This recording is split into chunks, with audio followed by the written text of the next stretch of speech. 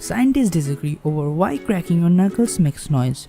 Now, a new mathematical explanation suggests that the sounds result from partial collapse of tiny gas bubbles in our joints fluid. Most explanations of knuckle joints involves bubbles, which forms under low pressure induced by finger manipulation that separate the joint. While some studies pinpoint a bubble implosion as a sound source, a paper in 2015 showed that the bubbles do not fully implode. Instead, they persist in the joint up to 20 minutes after cracking, suggesting it's not the bubbles collapse that creates noise, but it's some sort of formation. But it wasn't clear how a bubble's debut can make the sound that are audible across a room.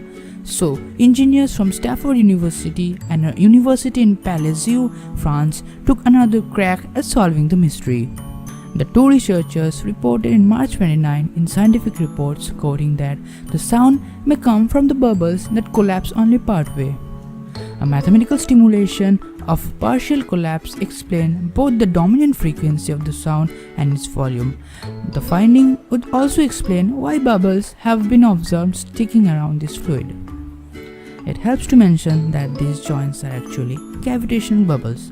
Now, cavitational bubbles are actually bubbles of vacuum. Now, let me give an example. If you force any container filled with water to expand past the water's volume, then cavitational bubbles will spring into existence to make up the difference in volume. The bubbles are in a perfect vacuum because water contains some dissolved gases like nitrogen. Human body's fluid happens to be calm with nitrogen, a range of 70 to 200 micrograms of nitrogen per cubic centimeter typically, whereas blood oxygen levels are scanned of 4 micrograms per cc typically.